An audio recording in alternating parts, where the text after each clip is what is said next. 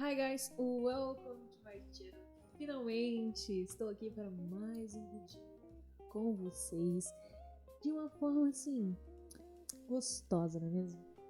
Hoje nós vamos falar sobre a ausência materna e o que isso causa, né, nas crianças e depois, né, na sua adolescência, na sua vida adulta.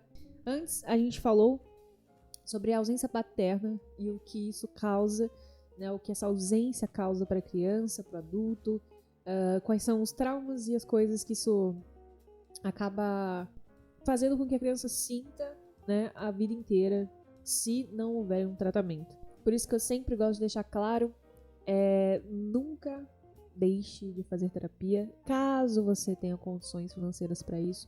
Se você não tiver, tem sites de universidades que fazem terapia gratuita. Qualquer coisa, dá uma pesquisada e deixo aqui pra vocês na descrição do canal, tá bom? Hoje nós vamos falar sobre mães mortas. Calma, eu sei, o termo é muito pesado, mas eu vou explicar pra vocês, né, o porquê desse nome, né, porque ele tem esse significado. E eu vou tentar não usar ele muito porque eu não gosto desse termo. Não gosto. Assim, simplesmente assim, né? Como sempre, eu tô com a minha colinha aqui e Green, em 1988, vai nos dizer que mortas-vivas, né, as mães mortas-vivas, são mães que em suas vivências como filhas sofreram com falhas e por isso não conseguem exercer tal papel. São mães que quando eram bebês experienciaram dificuldades com suas mães. Assim, não tendo como dar a estes filhos, né, com os filhos que ela tem agora, o que também não puderam receber. Viveram falhas em obter experiências de prazer, assim como dificuldades em sentir segurança no atendimento por suas mães, em suas múltiplas necessidades, o que gerou falhas na constituição do eu, na presença do eu, né? Então, ainda que o Green escreveu ou falou, a ausência materna gera a falta de representação interna desta mesma pessoa, ou seja, uma grande insegurança sobre a sua presença, que se pode repetir nas relações da sua vida adulta. Desde muito cedo, a memória da mãe é apagada e há um desinvestimento, gerando uma imagem oca, um enorme vazio, o que no futuro causa uma incapacidade de estabelecer vínculos amorosos, duradouros e satisfatórios para a própria mãe. Então, Green quer dizer o que pra gente sobre mães mortas? São, na verdade, eles chamam de mortas-vivas, né? Porque esse conceito de que a mãe estaria oca por não receber o carinho, a atenção, não ser bem recebida, né, como a gente espera que um filho seja, né, que receba carinho, atenção, dedicação, abraços e tudo isso que a gente já conhece, que uma criança deve ter para o desenvolvimento da mesma. Essa mesma mãe não teve isso, então ela não vai poder te dar aquilo que ela não tem, né, aquela presença materna, porque a mãe dela já não teve isso com ela, e a avó dessa mesma mulher também não teve com sua mãe. E é uma escala de muitos aspectos, né? A gente pode falar sobre várias coisas dentro disso, né? Tanto sociais, de patriarcado. Lógico que não é esse o tema, né, principal desse assunto, e sim a ausência e o que isso causa, mas é meio que impossível falar sobre isso, né, sobre a ausência materna, sem citar pelo menos, né, superficialmente, que essa ausência materna também vem de problemas causados pela própria sociedade. Mas voltando ao tema, essa mulher, né, ela não vai conseguir dar aquilo que não teve. Então, se sua mãe ela é fria, isso tirando as mulheres narcisistas, tá? Porque narcisismo é um outro problema que não cabe aqui no momento. É muito amplo falar sobre a ausência materna. Então a gente vai focar aqui na ausência materna e o que isso causa, né, na vida adulta da criança na adolescência, enquanto é criança mesmo, e como isso afeta a própria criança. Então essa criança ela vai crescer com um vazio. E esse vazio a gente vai ver agora com Freud. Freud vai nos dizer, então, em 1937, ele vai nos dizer que filhos de mães mortas crescem com queixas frequentes de vazio crônico, o qual muitos encontram caminhos para tentar preencher saudáveis ou não, como arte, drogas, esportes, vícios de forma geral. Essas vivências remetem a sofrimentos profundos vividos em fases que o bebê não conseguia se expressar. Então sente o modo intenso, gerando um registro inconsciente. Então o que Freud quer nos dizer com isso é que tudo, quando a gente é um bebezinho, né? Enquanto a gente não consegue falar e se expressar, vai ficar registrado e gravado no nosso inconsciente.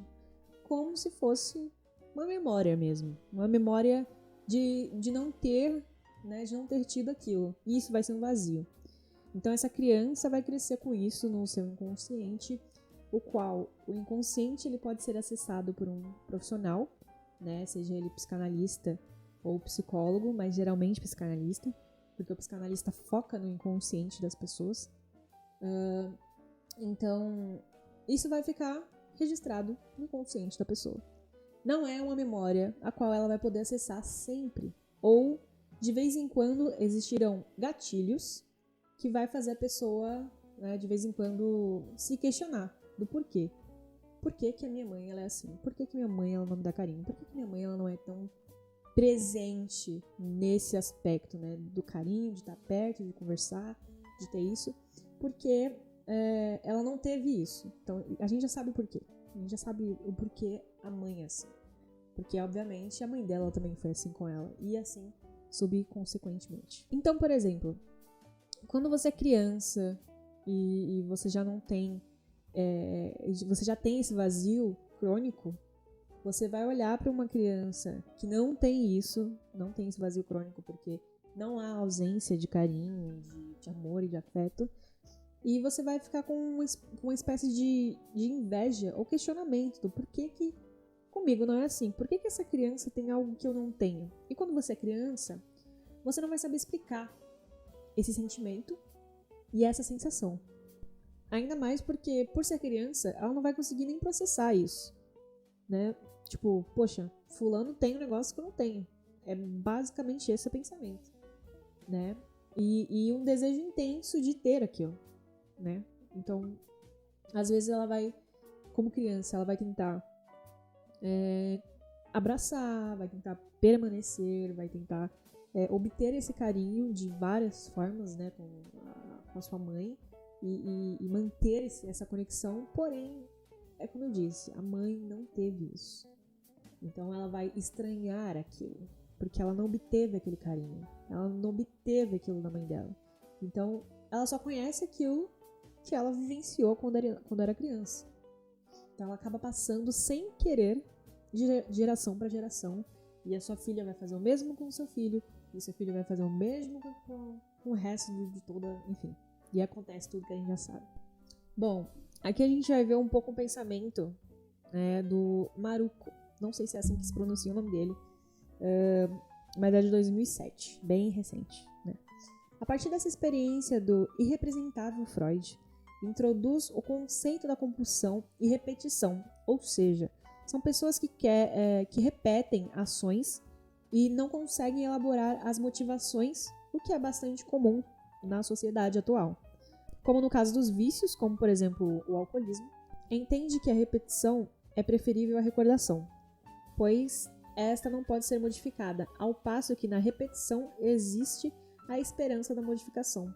Porém, o que segue ocorrendo é a descarga do excesso, já que sozinho o sujeito não consegue dar conta do traumático, né, do que ocorreu. Isso é tido como um trauma. Né? A criança ela tem esse trauma e fica gravado, como Freud disse, no seu inconsciente, até que venha a terapia, né, a autoanálise, com muito esforço, para que a pessoa tome consciência daquilo. Tomando consciência disso, né, de tudo isso. Porque, como eu falei pra vocês, não é simplesmente falar pra pessoa que ela tem esse vazio e é isso, né? Lide. Não é bem assim que funciona.